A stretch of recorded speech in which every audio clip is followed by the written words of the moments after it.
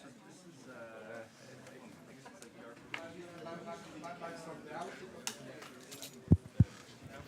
Okay, I think we're ready to get started. Thank you for all choosing to come back. We are continuing the theme of interesting applications, applied work, featuring the MPC techniques that we know and love. And the next talk will be from Daniel Masny, talking about privacy-preserving ad conversions using MPC. Yeah, thank you. Yeah, thanks for introducing me. So this is a work together with Mozilla. So we have a joint collaboration, Meta and Mozilla. And this is at the same time a proposal to the W3C, which is a standardization body. And they try to standardize privacy-preserving advertisement or private advertisement. So what we try to accomplish here is to have some form of a secure join and aggregation process. And there are lots of works out there that focus on aggregation. There are lots of works focusing on join, for example, PSIs. And we try to merge these two worlds, but there's actually a gap between them. If you think about aggregation, you're typically in a setting where you have a lot of user devices, and each user wants to contribute a value, and then you have a centralized server system, MPC system, that will compute the sum of it. But usually you don't support a join operation here. For a PSI, you typically have two servers that compute a join, but they typically have access to the data. So there are some problems where we cannot just use out-of-the-box solutions, right? First of all, aggregation doesn't have the join. For PSI, the server typically sees the data, and lots of these techniques that we use in PSI, you're somewhat required to see your part of the data. But what we want to accomplish here is we want to have this join and aggregation, and we want to have a setting where the user delegates this MPC computation to some MPC server setup. At the same time, we want to preserve user privacy. So all the user information should remain hidden from the MPC parties that run the MPC, but also anyone else who might handle the data in the process, including advertisers, publishers, ad techs. In this setting, we are choosing to use a three-party honest majority setting with malicious security. Out of performance reasons, you could also think of a two-party setting. The reason why we went with a three-party setting in favor of efficiency was that in this setting, the user anyway needs to trust this MPC server system. So even in the two-party setting, each user needs to trust at least one server. And the kind of compromise that we make in favor of efficiency is that now you need to trust two out of the three server rather than just one. And we think that's a reasonable compromise in favor of security, in favor of efficiency. One of the big goals that we have, we want to scale the system to very large amounts of inputs. So even up to 100 billion. And when you think of the number 100 billion, that's maybe approximately the amount of ads that Meta or Google serve on a daily basis. Yeah. Question on the practical side. Is maliciously secure MPC a choice that is dictated by some actual concerns or just because it can be done relatively cheaply? For instance, when people talk about homomorphic encryption techniques, they never talk about malicious security. And they don't seem to be concerned about it. They're only concerned about performance. Yeah. So can you relate? Yeah, so there are different actors, right, and different people have different opinions. I don't think that there is any specific regulation that we try to follow here. So there are different proposals. Some are only semi-honestly secure, some are maliciously secure. Here we were working with Mozilla, and they had a strong emphasis on we want to have malicious security. Because these MPC parties, the idea is that it will be some kind of a cloud service that you kind of outsource it, so Mozilla wouldn't run it themselves. I think Apple also had. Maybe I'm not. It's hard to make a statement about Apple things, right? But I think we thought it would be more appealing to them if it's maliciously secured, such that Apple hopefully kind of outsourced this computation and just run it themselves.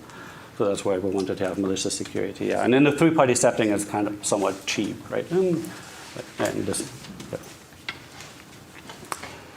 order to understand why we need this join and this aggregation both together.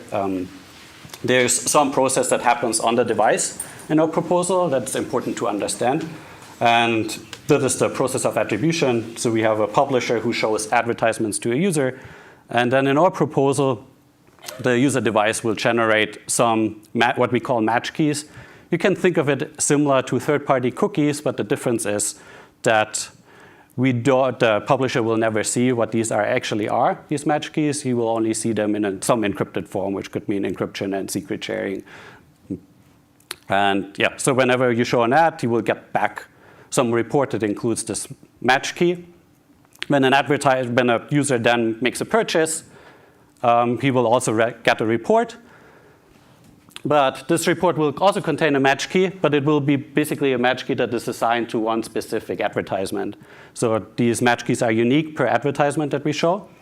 And then there's this attribution process happening when there's a purchase. So basically on the device, we check, is there an advertisement that is relevant for this purchase?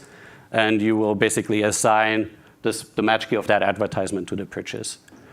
So this is like how we set up or join that we will later do in MPC. Okay. So now that we have collected all these reports, the publisher can now attach some breakdowns which will specify in which bucket in the histogram a certain purchase will fall into, and the advertiser can assign a value. Yeah. And we use this match key actually to perform the join and link back together advertisements seen to purchases being made. And that's the main information that we want to protect, this kind of cross-site information, because we want to protect users from being kind of cross-site identified. But we assume that publisher and advertiser, they probably have a lot of information about the user, so they can specify what kind of breakdowns they want to have. Another thing, yeah.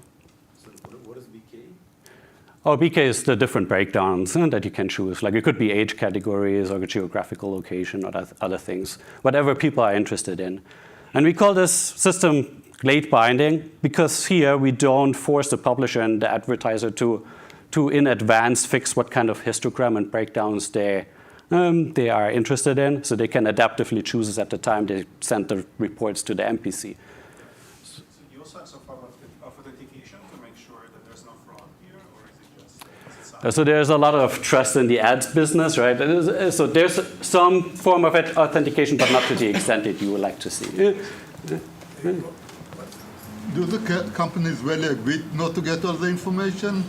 Do the companies really agree not to get all the information about the users? Yeah, so the thing is, right, like there's limited control that we can kind of enforce, right? Like companies could do all kinds of things, but by offering this service, we don't want to expose more information to these companies, right? That was one of the goals. So we are not trying to prevent them from using kind of information in a harmful way that they already have, right? But if we provide the service to them, we don't want to increase the amount of information, except with some kind of aggregated information across many users. It doesn't seem to be kind of private information. Yeah. What's the encryption key? Yeah, so you can think of it as kind of a public key encryption of some secret shares that I will then process. And this encryption key is basically owned by this MPC server system. Yeah. So you have some threshold encryption. No, there will be 3 servers that have all their own keys, and the user would need to know these keys and then encrypt towards them. Yeah.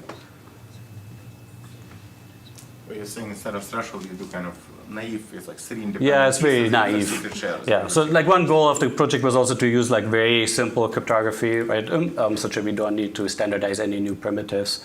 But I think you can do more clever things, how you do key management and how you encrypt these shares in a more efficient way. We do a very naive way. We secret share things and just encrypt it using a standard public key encryption. So your ciphertext is triple, I would imagine that. Yes, yeah, exactly. You can do better things there probably. But one thing that is very important, we want to have non-malleability for these ciphertexts. Because like I won't go into the details there, but we also want to have differential privacy. And the budget management is actually done on device. So if you can kind of scale up the user contribution, that would be harmful and would violate differential privacy. So you need that combined encryption to so you need to have a combiner, some kind of combined encryption to be CCA secure. You cannot just have 3 shares independently encrypted. You need like one-time sign or something like that. Yeah. So you do have this. Yeah. And there's some kind of interesting aspects to it, right? Like if you would come up with a new scheme, like you could also make sure, because get this, there could be a cheating party, one of the 3, right? And you could claim, oh, the ciphertext doesn't decrypt, right? So we need to throw away this report. So it would be nice to have some kind of robustness guarantees there too. So when you say malicious security, you mean guaranteed output delivery or security with a board? Oh, no, we have a board, yeah. We are fine with aborting the protocol, yeah. So like in our setting, we think of this MPC service as a paid service. Right? So if like someone reports is pretty bad, maybe they can charge for their computation. So, yeah. Okay. So now we can go over the overview of the system. So there will be a pre-processing step, basically decrypting all these secret shares. It will also check the shares for consistency. There could be users who send malformed secret shares and things like that, so you need to sort them out. And then we will have a shuffle procedure, a join procedure, and then again a shuffle procedure and an aggregation procedure. The reason why we use so many shuffles is because we have some leakage during the join and the aggregation steps. So during the join step, we basically reveal the match rate. Like, so whenever two kind of events kind of are matched, you will kind of learn that. You don't know what the events are, but you will learn that there's a match. And the shuffle minimizes this leakage, like just that we just leak this histogram and not more. Similar with the aggregation, we will leak how many reports will contribute to a specific breakdown categories in the histogram. So the reason why we accept this leakage is also that it doesn't seem to be very concerning, because if you were interested in these histograms, you could use the normal procedure to compute exactly these histograms as an output. So therefore, they don't seem to be very harmful. And that's why we kind of accept it in order to make the whole system scalable. So one design choice that might be a little bit surprising is that we heavily rely on Boolean secret shares rather than arithmetic secret shares. And there are a couple of reasons why Boolean secret shares are really advantageous. The first one is that users can submit very small secret shares. That means that you get a natural robustness property. What do I mean with robustness here? I don't want that malicious users can submit artificially large values and spill the whole histogram. So we don't, here with Boolean shares, you don't need any kind of zero knowledge or any kind of range proofs that you would probably need for arithmetic secret sharing. The other thing, if I have small shares, I also have small report sizes. And also small shares means that I have a lower communication complexity during the shuffle procedure, right? Because now I shuffle very small shares. And the shuffle, if you want to have a maliciously secure shuffle, you pay something like 2 times 4 n bits when you have n bit reports. So starting with small shares gives you a lot of communication advantage. The one drawback is that you need an integer addition for the aggregation of the Boolean shares, but it's like pretty okay for us. It takes n rounds and n bits of communication. We actually don't care that much about the round complexity. We care a lot about the communication complexity. Because we have so much data, we can kind of max out the communication channels. Would you get better shuffles if rounds are very cheap? If I get a better shuffle, if? Shuffle, you have some trade-off between rounds and communication. My question is, are you consistent with the? I think in the 3-party honest majority setting is already pretty simple. Yeah, I think for the shuffle, maybe it's maybe one of the few exceptions where we might care a little bit about round complexity. What is N? What is N? N is the size of the individual reports, and that's basically the secret shared info. The values. How do you choose N? What is the? Well, it depends on your setup, right? Like how much you want to have each user contribute. So basically, like your report size is basically the secret shared, the size of the secret shared values, which is typically maybe a breakdown key, maybe a value, like a value that you want to aggregate across the users. So it will be a little bit more clear on the next slides. The other thing is that shares can be easily extended. We are not running in any overflow issues. So like if you start with 3-bit reports, right, and you add them, then you can increase the share size to 4 bits, right? And you don't need to deal with that. And that allows us to be very flexible in handling different sizes of requests. So if someone wants to aggregate 10,000 reports, we can use a very similar system than if someone wants to aggregate 100 billion. Versus for arithmetic secret sharing, you need to make sure that your field size is large enough so that you're not running into these wraparound issues. One drawback is when you want to get malicious security, it doesn't, like at least the Mac-based approach doesn't work very well for Boolean secret shares. So, but thanks to a lot of people here who have like really advanced these distributed zero knowledge proofs, we have like a very communication efficient way of using Boolean shares, and that really unlocks this result. because these distributed zero-knowledge proof, you can verify AND gates very efficiently. The communication complexity is logarithmic in the amount of AND gates that you verify at the cost of some computation that you need to do. And these zero-knowledge proofs, they are information theoretic. We have two verifiers that are assumed to be non-colluding and one prover, which works very well in our setting. Okay, so how do we do the join? And it's pretty straightforward. So here simplicity is a feature again that allows us to kind of scale the system. So what we want to do is we simply want to compute a PRF on the match key and use that then to match the reports in the clear. The way we do it, we extend our Boolean shares to arithmetic shares, and then we use the Dodesian-Polski PRF because that has really nice properties, and that's like pretty well known, right? Like you can use it well with homomorphic encryption. It's not surprising that you can also use it in MPC very efficiently. So we get a maliciously secure evaluation of this PRF with a single multiplication. So after we do the join operation, our reports will just consist of this breakdown and the value. And this, of course, has the leakage that we kind of reveal which reports have the same match key. And we reveal this conversion rate. Then the second step is the aggregation. Here, again, we want to keep it very simple. So the way we aggregate is we just reveal the breakdown. So you know to which bucket you need to add it, and then you just do this integer addition to the corresponding bucket. Here, again, you leak the amount of reports that you have for each breakdown category in your histogram. So now the big question is, how can we scale the system? So we want to process like these multi-billion reports. So is it a question about, maybe you said something in the beginning, but do you do something in terms of breakdowns to impose a certain granularity that doesn't leak too much privacy? Yeah. So, yeah. Doesn't break privacy. Yeah. So there are different settings. So typically in a meta setting, when we report advertisements, these histograms have a very limited amount of buckets, right? So you could imagine that you have like very sparse histogram where you have a single user in each category. Exactly. So the thing, like we can't trust solely on aggregation because there is no user authentication to the system. So Meta could spin up a lot of fake users and have only one real user in the system. So I'm not, for the sake of that talk, I'm not going into differential privacy, but we apply a differential privacy here, right? So if you wanted to have a very sparse histogram and you add noise to each bucket and there's just a single user in there, it's not that interesting information anymore if you add a reasonable amount of noise. So yeah, that's the kind of final kind of protection of like, that ensures user privacy.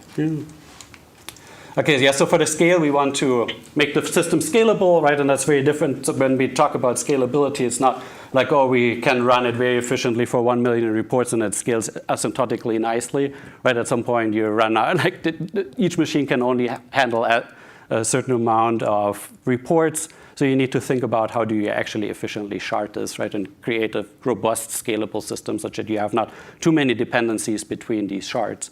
The way we kind of designed it is by defining these MPC rings, so you can think of you actually shard your MPC protocols.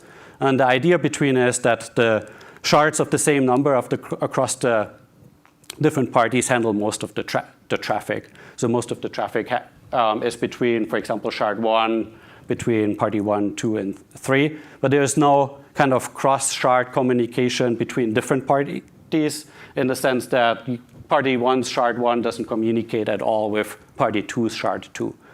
So that's already a very nice property. And then there is some inter-party shard communication that is necessary in a couple of steps, but we want to minimize that. So in general, right, if you want to make a MPC protocols shardable, right, you could just like have a lot of communication here and you could have a trivial solution, but that also comes as an expense. So we really want to minimize the amount of communication that happens within the party as well. So in the system that we have, most of the communication is actually across the parties and not within a party. And the other thing is that the communication that happens within a party is mostly the resharding and the shuffling procedure where it seems to be necessary. Yeah. So when you do this type of parallel composition, and if you ever have rewinding in your security proof, you worry about the message scheduling of this type of thing? Yeah, so the thing is we are not proving the security per shard, but like for the overall system. But there's a lot of things, right, where we don't have a very rigorous security proof, but I will go into that. So you schedule all the messages, like all of the shards have to send this message before they send that one? Yeah, I will come into that. Yeah. So there are a couple of improvements that we need to do for secure shuffling. So the straight out of the box solution doesn't natively support sharding, but actually these protocols are fairly simple, such that there's not too much that you need to change. The only concern is that there's a step in these honest majority shuffle protocols where you need to apply a permutation on your own data. So you need to figure out how you apply a perfectly uniform permutation to your own data across all the shards. And it turns out that there's a very simple solution to that. Namely, each shard picks each report and just sends it to a random new shard. So we do that for all the reports, right? And you can do it in parallel, so that's really nice. And then the second step, each shard needs to perfectly shuffle their own reports that they have received. And we proved that this constitutes a perfect shuffle. Now, this is how we kind of make the shuffle shardable. We also do some improvements to actually the maliciously secure shuffle. So it's well known that in a semi-honest setting, you can have a secure shuffle with 4 n bits of communication per n bit report across all 3 helpers. And it takes 2 rounds. So they also have a maliciously secure shuffle, but yeah, we improve upon that. So we get a maliciously secure shuffle based on max here, using 7 n bits of communication and 4 lambda bits, where lambda is the security level for your max. And we need 4 synchronous rounds. Yeah. So I think there's still some improvements to be gained here. So I think there are lots of things that you could do better, I feel like, but we were happy with this result. Yeah. So one technique that is very important to make the system scalable, but that's maybe more an engineering-focused thing, but it has some kind of interesting interaction with cryptography, is that you want to vectorize. So the way we vectorize all our Boolean shares is we kind of split them into chunks, and then we basically transpose it to make the memory aligned. So now the way we represent these reports in memory is that we kind of align all the first bits, second bits, and so on across many reports. And that allows us very efficiently processing of like integer additions and other operations that we need to do based on Boolean shares. The other thing that may be a little bit more controversial is the streaming, right? But that's like a very important feature in practice, is that you don't want to process round by round, right? But when you have like parties and a lot of chunks and a lot of data, you don't want to kind of pass like all the information at the same pace to the next round, but you do it step by step, and you can think of it as a pipeline. So like first we send the first chunk to the first round, right? And then we kind of continue. The first chunk goes to the second round. The next chunk goes into the first round. And that might be very concerning, right? So the thing is, there might be also network delays, and you don't want to stop and wait until like your first chunk is done, right? So you want to continue to make progress in the system. So that means it's very unpredictable in which order these chunks get processed in the system. But there are a couple of steps where we actually need to kind of align them again. For example, for the distributed zero-knowledge proofs, you need to kind of chunk enough of these chunks in order to have very efficient proofs. And so you need to wait. Right? And the similar for the shuffle, you need to have all the reports present in order to have a perfect permutation. And that's an engineering nightmare here, because there are lots of potential for deadlocks, and we had to fix a lot of issues where someone was stuck somewhere because certain kind of chunk sizes were misaligned and all these things. Yeah. The chunks, the chunks of what? They're like physical chunks of a message or physical chunks of computation? Oh, this is, I was talking about the previous slide about these vectors, right? I see. So they're physical chunks, so there is like some kind of encoding going on? No, it's just like Boolean shares, and you just memory align them, right? And yeah, and you can think of a chunk as lots of reports, maybe 256 or even more. But how do you prevent, for example, party 1 from taking the message that party 2 sent, for example, in the previous chunk and like? Yeah. So the thing is that for most of the system, these things just happen in parallel. There's a lot of computation that is going on that just requires a single report, right? Like share conversion to arithmetic shares and then evaluating a PRF based on that one report, right? That doesn't depend on any other report. So we have a lot of operations that is very report specific. So therefore, it doesn't seem to be a concern. But yeah, I'm going into that. There's definitely an issue now here, right? We are like really using a very different paradigm, right, than what we actually use in theory to prove the security of our protocols. So typically in theory, we often assume a synchronous network, right, where you kind of finish your first round, and only after everyone has finished their first round do you move to the second round. But in practice, you don't want to use that. That doesn't lead to an efficient scheme. So now the question is, what can go wrong? And there's a kind of maybe a simple example if you use a multiplication. And here we are in this replicated secret sharing setting. So you have simple additive shares with 3 shares, but each party gets 2 out of the 3 shares. That allows us to have a very efficient multiplication. So basically, they don't need any interaction for the multiplication. But the thing is that we now converted the shares into these single shares. So each party has only a single out of the 3 shares. So typically, what you do is you just share your share with one of the other party, right, such that everyone has 2 shares again. So now if you maybe you want to compute the multiplication of these 2 values, secret shared values, right? Afterwards, you reveal it. So what happens in this 3-party setting, every party gets the missing share from both sides, right? And they check for consistency. That's the same share. If someone has cheated, right, and I sent a different share, you can notice it. But now the question is, well, like if I run this in practice in an asymmetric setting, what can go wrong here? And of course, if you look at party 3's view, right, it might process the multiplication. It receives its input from party 1, sends its share to party 2. Afterwards, like after receiving share C1, right, it's ready to reveal it. So it would reveal it as a next step. But the issue is that and in the end, it will kind of receive some information from party 2, and then you can kind of recombine your result. But party 3 has no clue what's going on between party 1 and party 2, right? And what could easily happen is that party 2 waits until the shares are revealed, right? And then obviously you can set up the share C2 to whatever it wants, right? So this is a much more significant attack than the typical additive attack, because now party 2 can determine what the outcome of the computation is. So even in the semi-honest setting, this is a concern, right? Because you're basically allowing not only additive attacks, but even these attacks where party 2 can completely determine what the output is. But in a malicious setting, you might say, oh, this is not really realistic. We already know that the multiplication is not maliciously secure. There needs to be a step in between in order to verify first the multiplication and then reveal. The question, like if you, for example, use MACs, are we fine, right? If you just use a standard kind of MAC protocol to verify, then does this resolve the issue? And if you think a little bit and think of classical protocols of how verifying MACs, there's the step where you typically do a 0 check. 0 check is basically an equality check.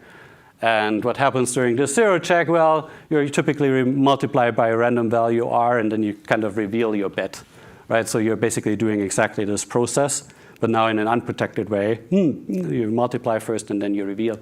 So what does that mean if I'm not taking care of in which round the different parties are? You can basically easily fool the verification of the MACs, right? Because party 2 could basically program that it's equal to 0, right? Even though it's not. So the way we resolve it, we simply add the communication, like an additional communication round to synchronize it after the multiplication. And that's actually an interesting issue, right? When you implement these protocols in practice, you need to be very careful what you're actually doing. And I didn't realize that it was actually one of the engineers from Mozilla and Eliasson who pointed this issue out. So yeah, that's an interesting application. I think there's a lot of work to be done to look at actually practical problem protocols. Yeah. Does it kind of turn out that you only need to do this for a couple different specific amounts? Yeah, so the thing is we don't have a formal way, like we have this formal security analysis for the synchronous setting, right? We don't have it for the asynchronous setting. So when we bumped into some various issues at certain parts of the protocol, like the shuffle, right, the timing attacks and other things that can happen. So yeah, we just fixed it, but we don't have a rigorous analysis. And you might ask, oh, what is the case for example, for these distributed zero knowledge proofs that we use? And there's a little bit less clear. I think like it probably depends on the application, but we don't have a formal analysis. We didn't put a lot of effort actually into looking like whether this is safe or not. So I think there's a lot of opportunity to look in these protocols. And it would be nice, right, to have more robust primitives for this, so that you can easily just deploy them in practice without worrying about these issues. So for our implementation results, we used 256 breakdowns. Each user just submits a 3-bit value. We used 150 instances or shards distributed across different parties. So it was advertised that we have 10 gigabits of network bandwidth, but we only measured 1 gigabit. So there's also lots of engineering improvement to be done in order to increase efficiency. But yeah, we were fine with it. Like we scaled up the amount of reports that we can process per shard up to 40 million, which was a lot of engineering effort because we run into lots of issues with memory. So I think it's pretty difficult to process even more reports on a single shard. But we wanted to max out like how far can we get on a single shard, and then we wanted to scale it. Yeah. So the cost for the processing per 1 million reports for the system is around 30 cents. Which is like meets our kind of criteria that we wanted to have, right? We're pretty happy about it. If you compare it with typical advertisement cost for 1 million impression, it's like around $14,000. So like cost and efficiency is not so much the bottleneck here. And yeah, so everything is open source and implemented in Rust, so you can check it out if you're interested. We have a couple of implementation results. So we run like 1 billion, 2 billion reports through the system, so which took around 1 hour and 2 hours. Here again, we maximized the amount of, or like we always used 150 shards in total. Like one time, each shard would process 20 million, and in the 2 billion setting, it would be 40 billion. So in the 2 billion setting, it would be 40 million events per shard. And here, you could probably, if you're concerned about the latency, you could just put more shards on it. On the problem, process maybe only 1 million of events per shard. So you probably would pay the same price, but get a much better latency. But for us, latency, again, was not a concern because, yeah, like 1 or 2 hour waiting for your histogram is fine in our application. Yeah, and then, yeah, I think there are a couple of other interesting facts. So most of the communication actually happens across the helpers, not so much within the helpers. And the compute costs dominate the costs. And compute cost means like the amount of time that you need to rent a server and pay for it. So like the network cost also plays into that. Okay, yeah, that's my last slide. Yeah, thanks for your attention. Happy to answer questions.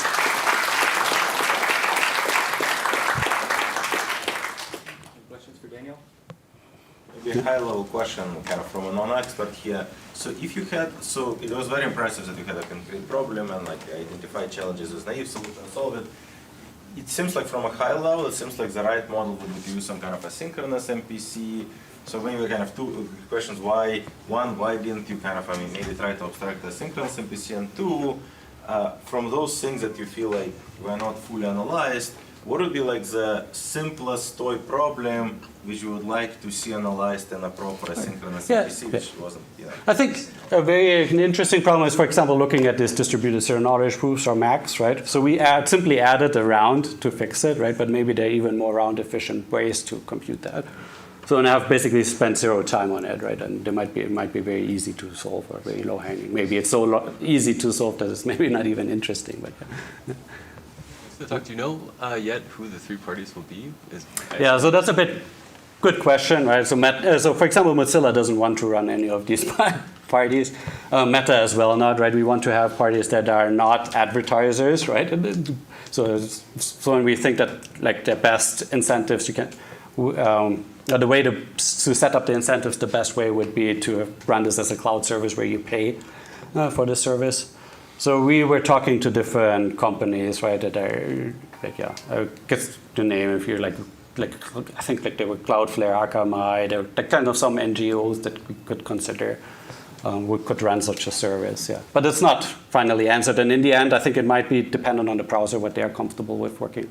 Right? So if Apple employs that system, they might have a different set of people that they can trust in Mozilla. So we didn't want to make too many proposals, but leave it open. All right, if there are no further questions, let's thank Daniel again.